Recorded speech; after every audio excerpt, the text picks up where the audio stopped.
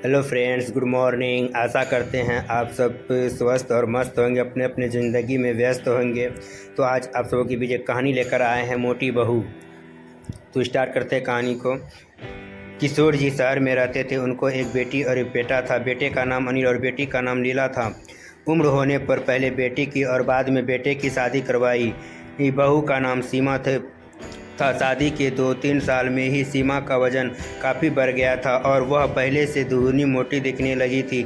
इस मोटापे की वजह से सीमा को कई लोगों के ताने सुनने पड़ते थे। पड़ोसी भी उसे मोटी भैंस कहने में हिचकिचाते नहीं थे। कितनी मोटी हो गई है, कैसे दिन पर दिन फैलती जा रही है, देखो जरा भी शर्म नहीं आती। पति बेचारा सूखा जा रहा है, यह देखो खा खा कर कैसी मोटी हो रही है। कुछ इस तरह की बातें अक्सर सीमा के कानों पर पड़ जाती थी। स्वभाव से हंसमुख सीमा इन बातों को इग्नोर भी कर देती, लेकिन उसे ज़्यादा दुख तब होता था जब उसकी खुद की सास और ननद उसके मोटापे के लिए उसे दोषी ठहराते और भला बुरा कहती। अनिल शरीर से काफ़ी दुबला पतला था।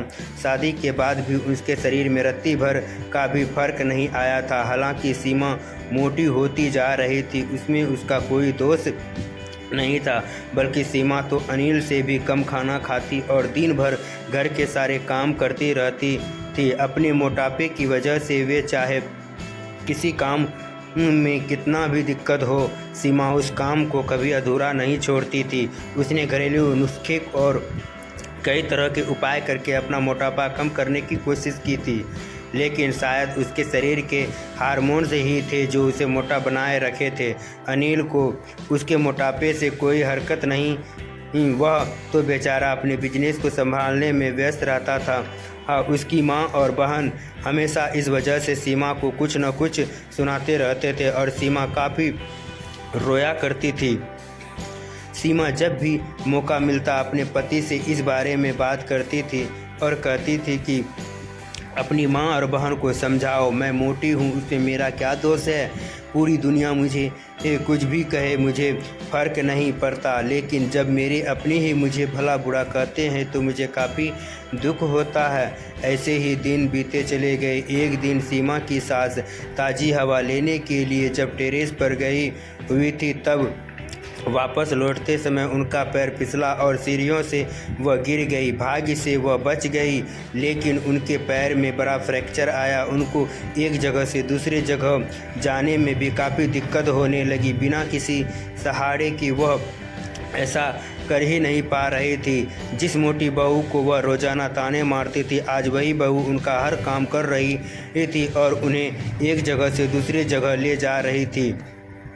उनका खुद का वज़न भी 75 किलो था, जो उनके बेटे अनिल के लिए भी उठा पाना संभव नहीं था। हमको विचार आया कि बहू शरीर से बड़ी पूरी नहीं होती तो आज उनका क्या होता। सीमा की सास को सीमा के साथ किए हुए अपने बुरे बर्ताव के लिए पछतावा होने लगा। उन्होंने एक दिन मौका देखकर इस बात के लिए सीमा से हाथ जोड़कर माफ़ी मांगी। सीमा ने कहा, अरे मालिक, आप माफ़ी क्यों मांग रही हो? आप मुझे समझने लगी, मेरे लिए इतना ही बहुत है। उस दिन के बाद सीमा के साथ मैं कभी भी उसे उसकी मोटापे की वजह से एक शब्द भी नहीं बोला, बल्कि तो उन लोगों से लड़ जाती थी जो सीमा को मोटी कर उसकी बुराई करते थे। सीमा की ननद भी इस घटना के बाद उसे इस विषय पर कुछ भी न कह सकी। खुश मिजाजी सीमा अब पहले की तरह ही सब कुछ भुलाकर खुश रहने लगी। तो मित्रों, हमारे समाज में, हमारे आसपास आप लोग ऐसे कई लोग मिल जाएंगे जो दूसरों को उनके शरीर की बनावट के हिसाब से गलत नाम देते हैं या उन्हें नीचा समझते हैं। किसी की हाइट कम है तो नाटा, किसी का रंग काला है कलिया, कोई हेल्दी है तो मोटा, किसी के बाल कम है तो टकला। हमें ऐसी सोच को पूरी तरह खत्म करना होगा और यह समझना होगा कि बाहरी स्वरूप ज़्यादा मायने नहीं रखता, मायने रखता है भीतरी खूबसूरती, स्वभाव और विचार।